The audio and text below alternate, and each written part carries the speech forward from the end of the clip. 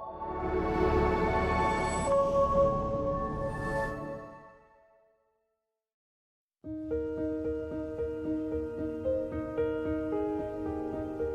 Trina, an Indigenous filmmaker, storyteller, and intuition teacher. I was born and raised in the Treaty 8 territory in Northern Canada in a blended race family. And after many years on my own healing journey, my goal is to inspire you to take a deep look inside of yourself to create a life of love and peace. And I'm Kaylin. I'm empathic. I have an academic background in supporting neurodiversity in education, and I have a host of super meticulous word nerd skills. My goal here is to use curiosity and empathy to facilitate conscious conversations that inspire you to explore and to ultimately find peace in a deeper sense of self. Today's episode is something just a little bit different.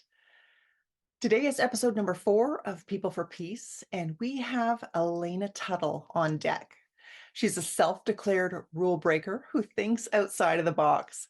Elaina is an artist, a businesswoman, and a community leader who strives to educate, inspire, and facilitate positive change and well-being.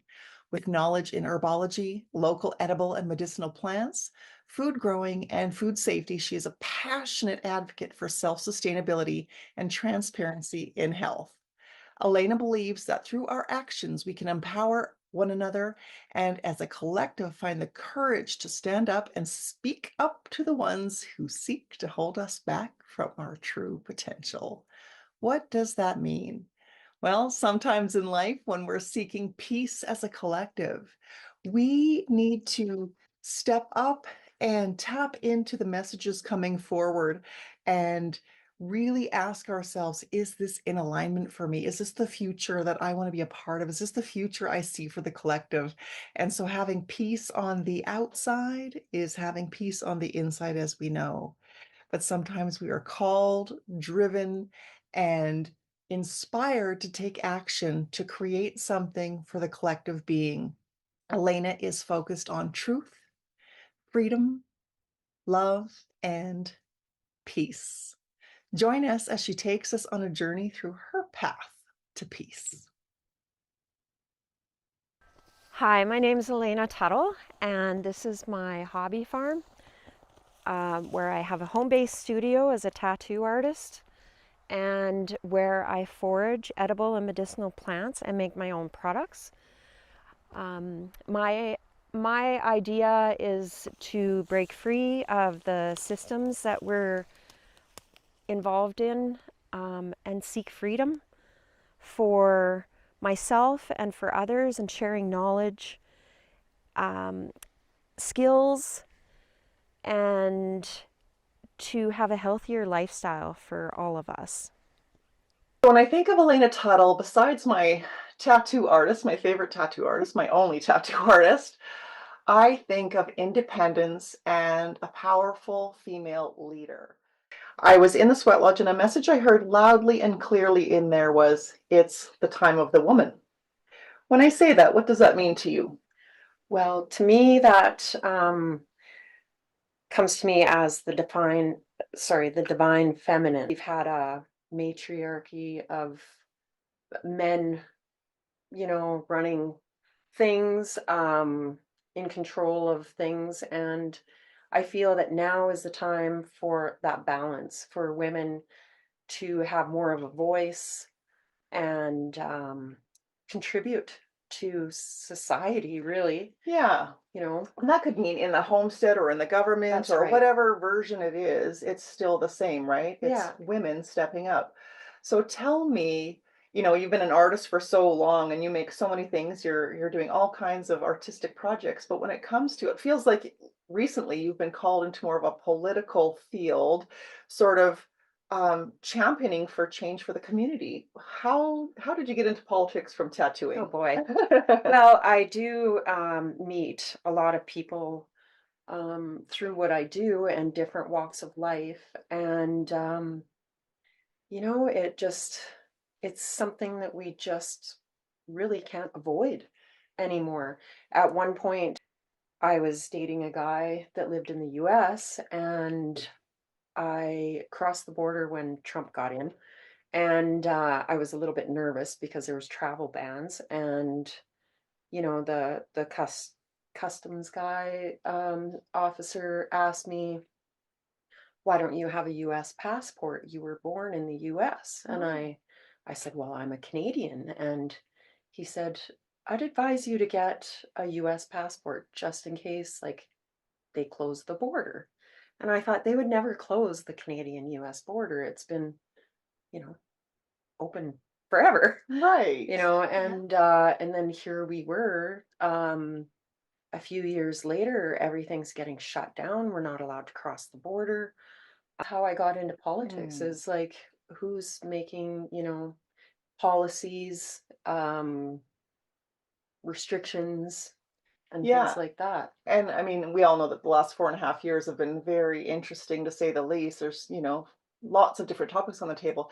But I think what I want to kind of return to is the fact that what you said, you made a comment about women and the fact that it's kind of time for us, or we're being encouraged or inspired or led, or I don't know what called you forward. What was it? Was it a feeling? Was it a thought? What made you kind of step forward into asking more questions? There was my intuition also saying, like, sit with this and think about it and be logical.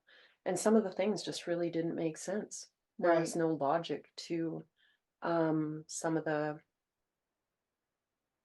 things that we were being told to do as a collective. There was no separation between, what might work in the city, with larger groups and condensed populations, as opposed to rural communities and stuff like that. So that kind of started making me ask questions about, like, Yeah. So in terms of this topic of the woman's world and like women kind of stepping forward and the time of the woman, it's always the time of the woman. It's always the time of the man. I don't want to kind of differentiate, but I'm just kind of reverting back to a comment that you had made. You had spoken about returning to sort of this philosophy of women starting to step up mhm, and take over not the world necessarily, or government, but take over for ourselves, start listening to that internal voice, that feminine time, that divine feminine time.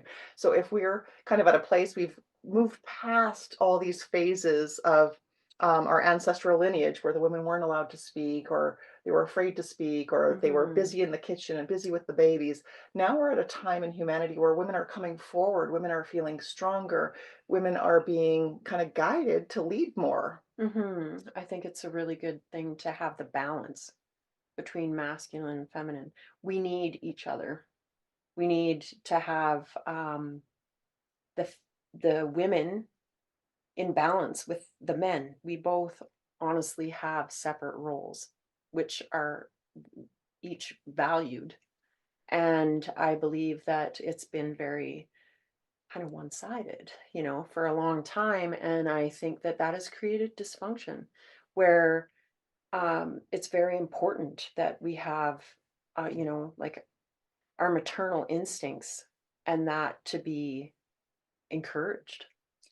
Right. And People for Peace is about creating peace on the inside. So as women now, we're coming into this new paradigm where we can be like, okay, what does it mean to be a woman now? And how do we have those nurturing instincts and those mother rebirth sort of capacities, and then also stand in a state of leadership? How do you think we can do that going forward? It's very important that each person becomes their authentic self, you know, But what does that mean? sitting with who you are, going back to being a child, who you were as a child growing up, and then, as you get older, society kind of puts you in a box, and getting that power back and just being your true self and being honest to yourself, is very important. Mhm. I'd like to know, actually, Elena, I just want to take a step to the side for a sec. Can you define something for me? I'm a big word nerd. I Yes. love to like take a look at not the origin of words, the context of words. Like words have a lot of power, a lot of meaning.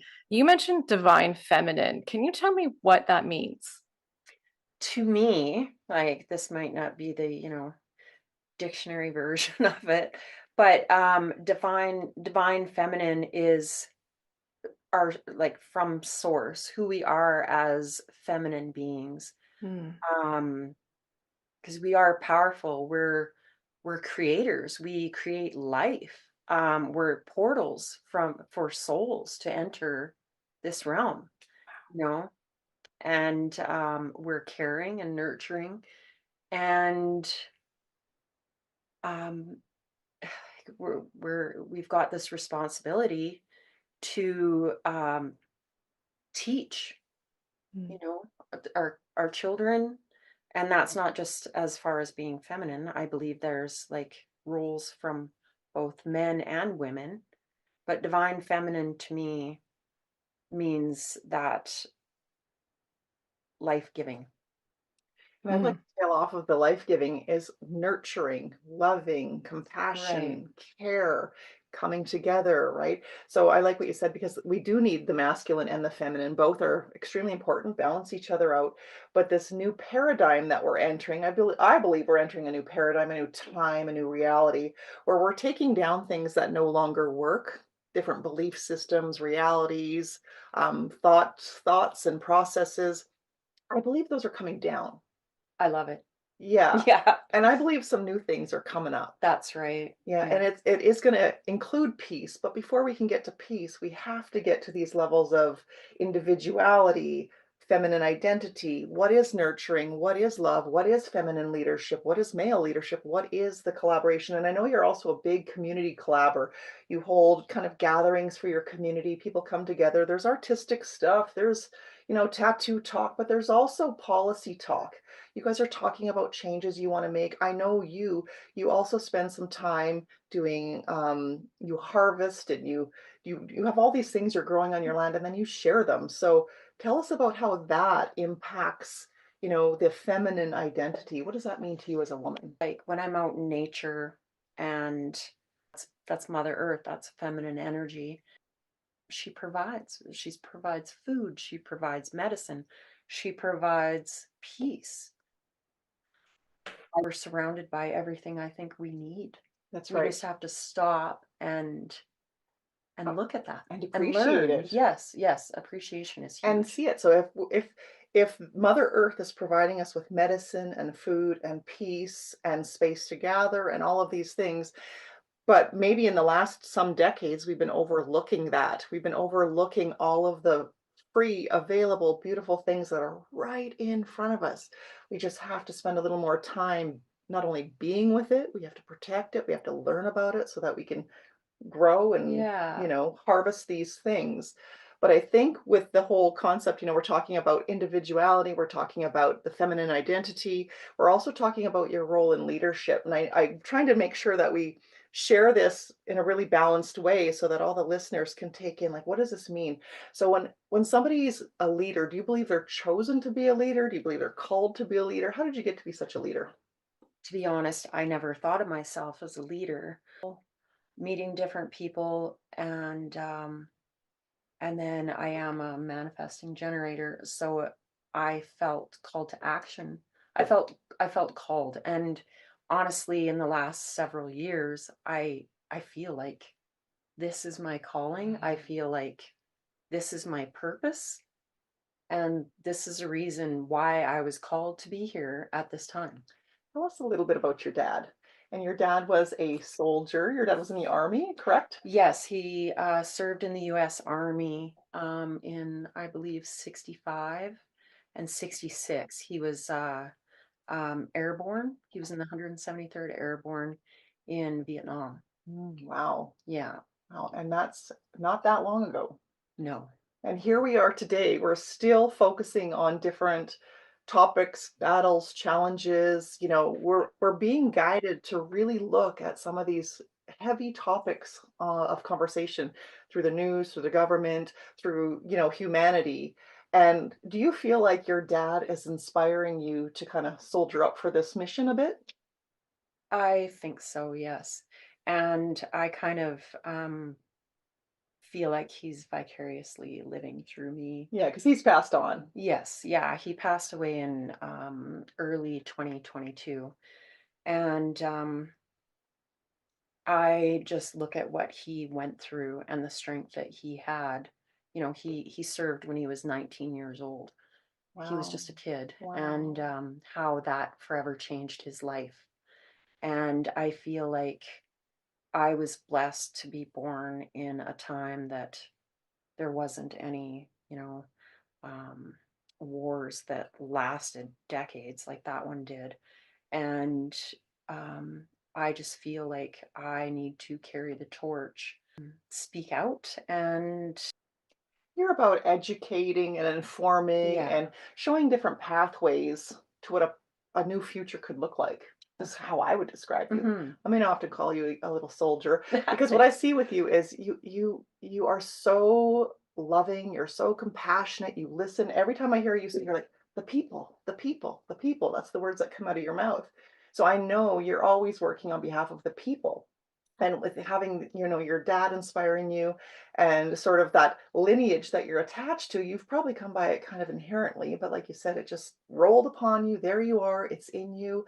But you're a voice for love, you're a voice for community, and you're a voice for change. And I feel like for me, I've been listening to my intuition for a really, really long time. And I trust my gut instincts. And sometimes I know that some of us are called to step up and be the change makers. We are here to say, let's look at this a little bit differently. Let's see how we can make this different. Yeah. What do we really want? Hmm. Kaylin, what do you really want over there? I have a question actually. It was a phrasing you used earlier, Elaina, and I'm wondering if you can expand on it just a teensy bit. You called yourself a manifesting generator. And I know amongst the three of us, we know what that means, but I'm curious for the audience. Can you kind of just quickly explain what that is, where that came from, just generally speaking? And then, like, do you identify that in terms of how you are a leader? Like you mentioned you felt drive as a manifesting generator, Hmm. and that sort of is helping you lead. So I was wondering if you could expand on that just a little bit, give the audience a bit of a context for what it means to be a manifesting generator. Well, I believe that our thoughts and our words have power, Mhm. and they're very powerful actually. And in light of the things that have happened the last few years, I want I believe that the only way to get past something, if it's something bad, is to get through it. And the only way to get through it is to imagine what things are going to be like on the other side of that. Mm. So I want to personally manifest, a better world where there's more equality, as in, there's not the rich and the poor. We have parallel systems or alternative systems to what we have now, where the people are more empowered to for self-governance, not have somebody making rules for them. But if everybody, um, was given equal ground to start from, what we could create. And as far as generating, I feel like we have to find solutions and take that action to get to where we want to be, right? That's right. I think it's a human design concept, if you're familiar with it, that basically means in order to manifest, you need to generate action and put things out to make Right. change, to make Yeah. things happen. And I think that's just like a mindset that we all need to be in right now is what are we creating? Are we letting somebody else create it for us, or are we taking action to manifest what we want ourselves? And I feel like we can't let fear um direct that for us. That's easier said than done, though, buddy, because there's a lot of fear in the world. Would you not say, Kaylin? Absolutely. That's a topic of conversation I have with myself quite often, actually. Being an empath myself, I sense this emotion all the time. Sometimes it's hard to differentiate whether it's my fear that I feel something, I want to make up a story around it and claim it as mine so that I can do something with it. But a lot of the time it's not mine. It's sort of the collective fear. It's the fear of people around me. And there is a lot right Hmm. now. There is a lot. So these conversations about peace are incredibly important, and having those conversations with yourself are also incredibly important. We're doing a bit of a deep dive today. We're talking a lot about Mhm. a lot of heavy topics, right? We're talking about, we're talking about peace, but we're talking about individuality. But what we're really talking about, I believe, is how do we create the future we want to create with all of Mhm. this density that's around us on the table? Because even though there's all kinds of density, there is all kinds of love and positivity and connection Yeah. and union. And what we focus on, we get more of, right? Right. Right. So this is what we're doing today. We're trying to open up, your mind to all the possibilities of what is available. So we want to talk about critical thinking and Hmm. thinking for yourself. And we also want to talk about using things like love and peace to kind of trump that. Right. Yeah. I think that, say, when you're renovating a room in your house or something like that, you have to tear down the walls. You have to make a heck of a mess. And then you get the finished product, and it's something that you've pictured in your mind's eye, and then you create that, right? So I think that that's an analogy for what we're going through right now, and I think it's incredibly important to realize that, um, when a person is in a state of fear, they are easily controlled, and fear is something that puts limitations on us and switches our awareness to from manifesting and creating to kind of chaos and upheaval. And to be honest, fear doesn't do anything positive, and it doesn't change the outcome. But here's the thing about fear. Can you think of a time, either one of you, think of a time in your life when you've been taught how to work through fear and what fear actually is? Have you Mhm. ever been educated on this topic? Um, No, people don't yeah, no. they don't know how to do fear, right? We've not been taught about our feelings. And so Mhm. that's the other thing. At this stage of life, I'm like, okay, our generation was very tough, right? Right. And we were not taught about feelings. Bless our parents and the generations before them. There was no feelings talk going on anywhere. We're No. getting to the point now where we can still stand in our strength, but we can Mhm. also embrace some of these things that called feelings. So fear is just another feeling and thought process that we've not been educated in. That's not in the education system. We don't No. get taught these kind of things. Right. So we're not educated how to be in fear and how to progress through fear, Right. right? But now going forward, I see that a lot differently. Mhm. How Mhm. about you? Yeah, I do. I think, you can see the fear systems that may be or whatever trying to promote fear and for the use of control and manipulation to, get us going in different directions, that might not be, good for everyone, for the collective.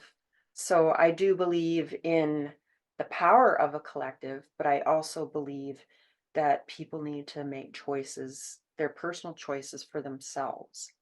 And fear prevents us from doing that.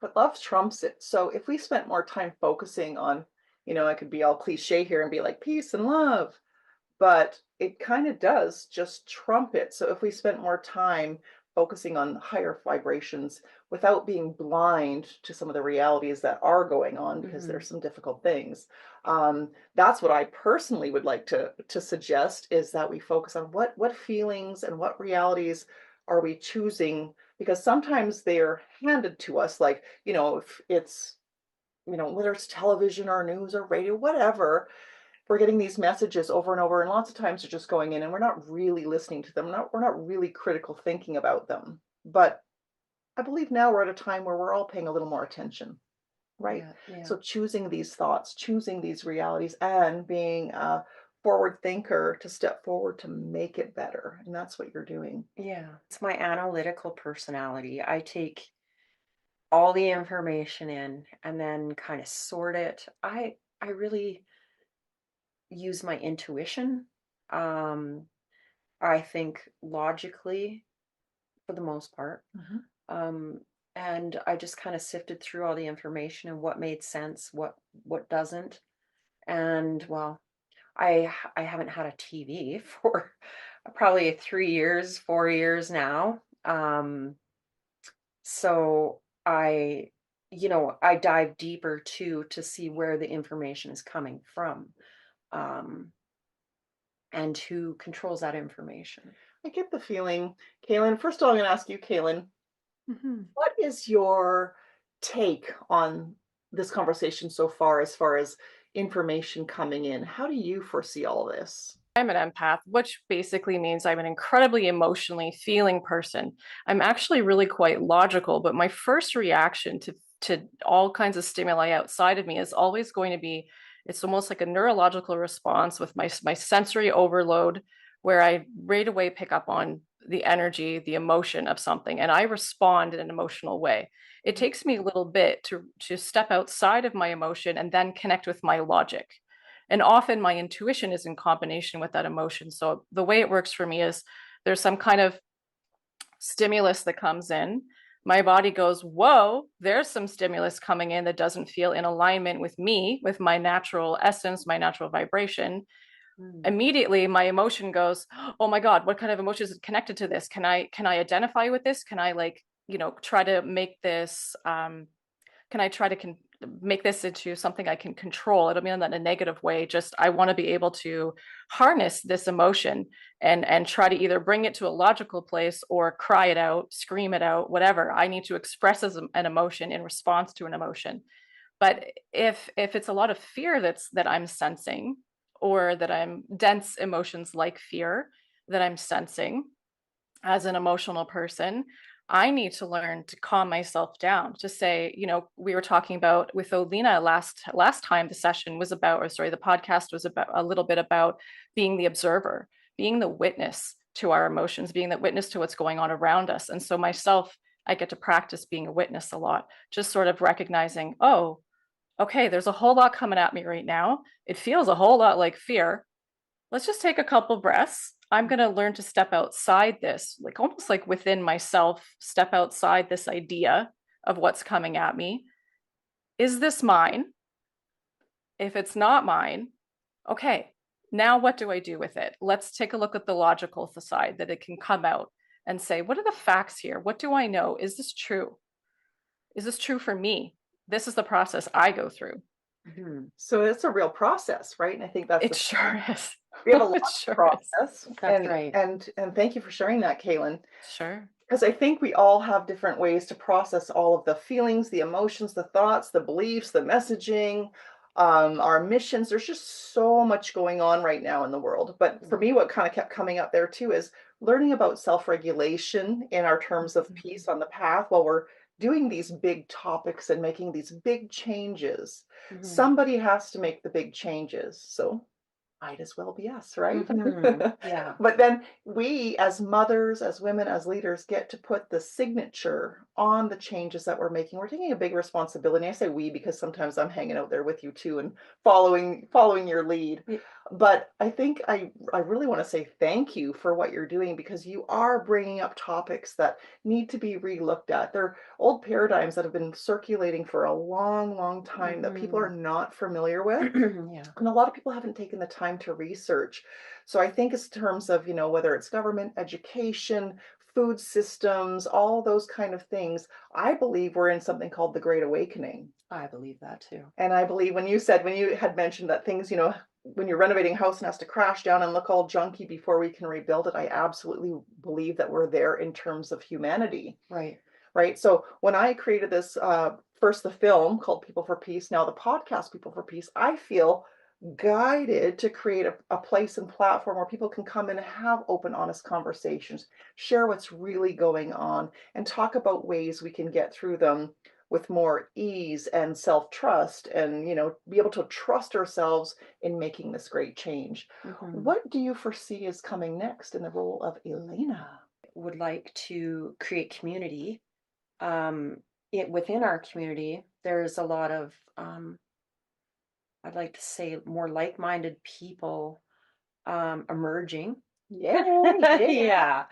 And I feel like coming together, whether it's energetically, the law of attraction, but people are getting drawn together. And I want to create a safe, stable environment for the people in the community and moving forward without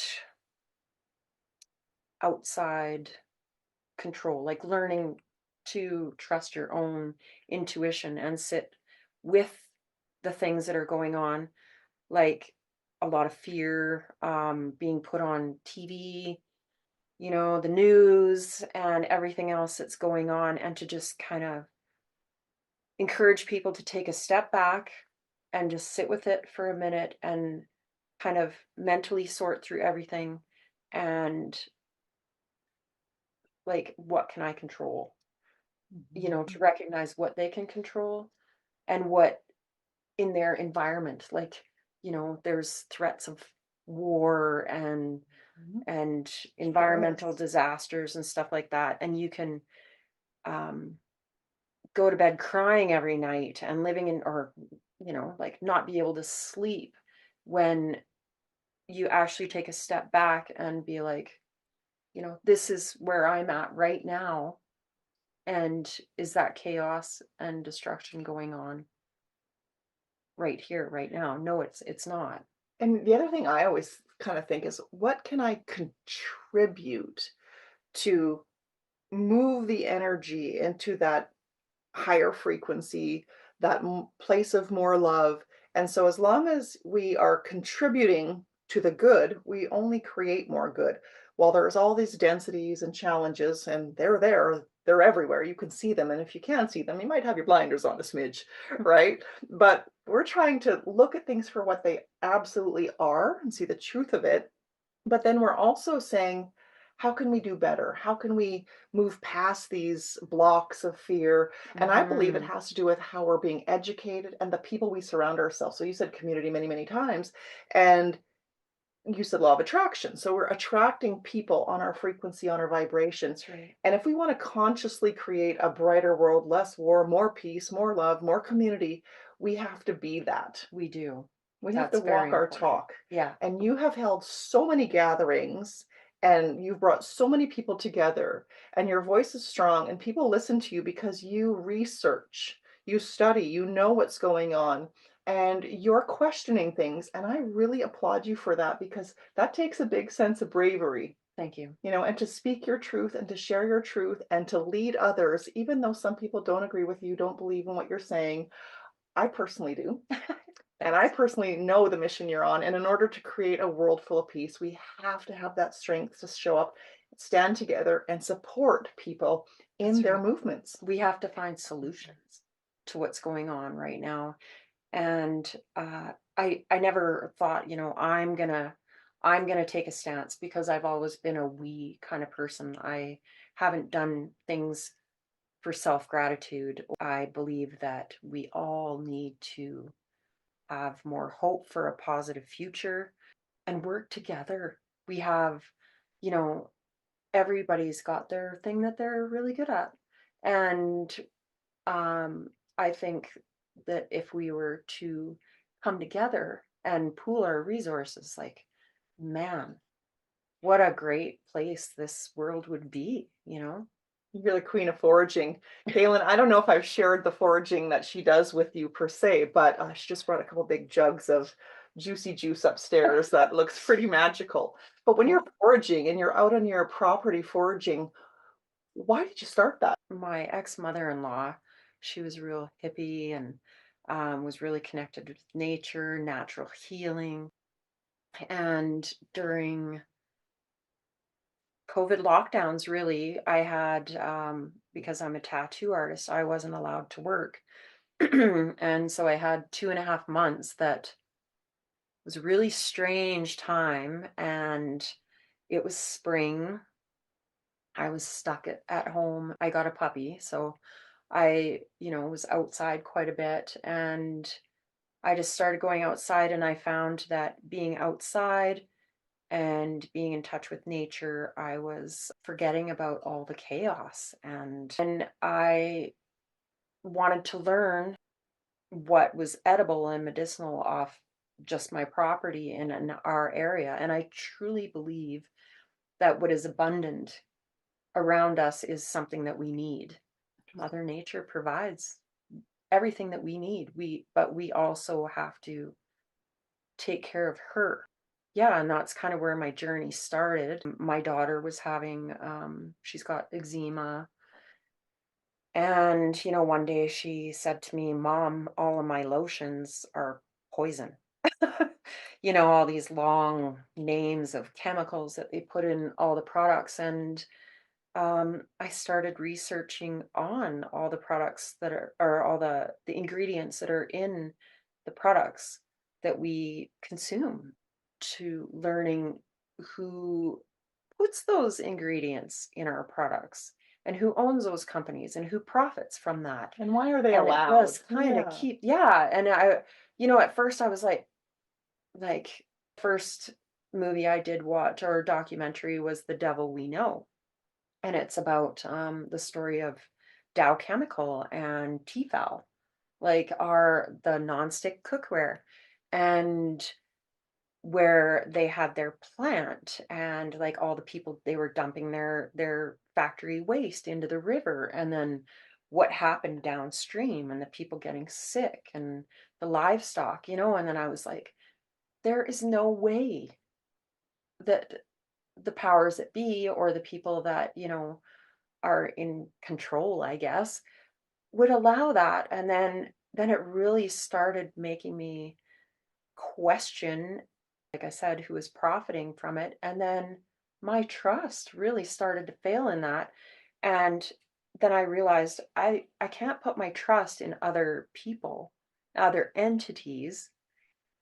I have to trust myself, And that brings us back to the individuation concept, right? We're individuals. We are our own person. We're our own identity. We are our own being. So we are responsible for our health, our wellness. We are right, responsible for what we create, what we bring in. exactly. And I kind of learned from that whole, term Weird time. that it's up to me to create the life I love and That's to make right. sure I know what my beliefs are, make sure I know what I feel, and make sure I trust in how I'm responding to things that are being presented to me. Right? Mhm. We have a choice. We We can do. choose how we're going to respond to things. And we have to ask ourselves first, do we believe in this? Is this aligned with me? And if it doesn't, we have the absolute ability and heart to say, no, thank you. That's not for me. But as women, as nurturers, and talking about nurturing and Mother Earth and all of her goodness, that is where we're at. Everything's cyclical, right? So we're going Mhm. back, and I feel really lucky, to have come from a generation where I saw my grandmother baking. I saw them picking berries. I saw them doing all those things, and I participated a little bit when I was young. So Mhm. I feel fortunate that our generation has remembrance of that stuff Yeah. that we can bring it forward for our kids and our daughters and our children, to bring that forward and return that knowledge and those ways of being, and give less of our power away and take more of it back. That's right. Yeah, where we can create, like you said, create what we want to have in our lives, and have trust, and um, have control over who we are and what we do. And I find the last generation, especially, has there's been a shift where more electronics, more social media Yeah, and such, that people are giving away their power, giving away their emotions too, um, and focused on something that isn't even in their control. Whereas if we put the phone down, or, um, get offline, get outside, we get back to our primal nature and our connection to nature. exactly. How about you, Kaylin? What are you taking in over there? Oh my gosh, this is fantastic. I just keep nodding and nodding, and I feel as though everything you guys are hitting on are things that like I got to, so I put down my pen. I'm always making notes. As you've been chatting, I've been thinking about the journey that I've been on in sort of waking up to everything from what's really in our products to, well, I can make toothpaste. I don't need to be buying that, to what are the containers or the tools that we're using, like you said, the pots and pans that we use, sort of just seeing in my mind, just thinking about all the different things that I've kind of come to an awareness of, and how I've transitioned into becoming or into a more of a holistic lifestyle. So for myself, holistic living, holistic medicine, holistic food, holistic body care products, that was a huge transition. And just listening to your conversation is reminding me of that, having to do that, and how 20 years ago when I was doing this, when I first started it, it was a lot of work. And it's wonderful that here we are now. We have these tools available to us. We have this knowledge. We have these people like yourself who are raising their voices and screaming for the rooftops. And it's available to us. Here it is. We just need to open our eyes to it and believe that there can be something different. There can be something different than what we're doing and what we're seeing constantly. There can be something different than the messages we are being told in these media outlets or on the news. There's a different reality out there that is possible. We just need to switch just a little bit. And instead of looking to the left all the time, put that down and look to the right. Oh my God, there is a whole world of potential and possibility that is what we're talking about: high vibration, loving, peaceful, holistic, healthy. Oh, it feels so much better. Right? Yeah, I agree. That was brilliant, Kaylin. Thank you. But I'm kind of Thanks. laughing that we're calling it holistic, because to me it's like normal. It's the original. Yeah. If there's an organic food section, Yeah. or a natural health food section in your grocery store, what's the rest of the store contained? Oh, Yeah. yeah. Good call. We're all asking those questions. And I think it's great that we're able to have those conversations and be able to question things. Because if we can't question things, how can we change them? Right. Mhm. But right now, we're in a very powerful time of change. Three ladies here right now, broadcasting to the world our Mhm. beliefs, our visions, our hopes, our dreams. And what's one final piece of wisdom either of you have to share with the people that we're having this conversation with? How can we implement more peace, but also, or either, how can we create more change with ease? I Go on. think having conversations like this, listening to conversations like this, and then taking that information and saying, hey, girl, check out this podcast I just listened to. This dropped a whole bunch of interesting knowledge. I need to have someone to talk about this with. What do you think? Let's start talking about this. I Okay. think that, Mhm. yeah, I mean, it could be this podcast. It can be so many different beautiful podcasts out there of these strong female voices, or these awesome men who are coming out and saying, look, we need to open our eyes to what's really going on, and we get to take control in our own ways. And what does that look like for us? Let's talk about it. Mhm. Awesome. Yeah. Yeah, I believe that there's there's this thing happening right now where there's a certain group of people or a certain side of society that is really trying to have total control over the other part of society.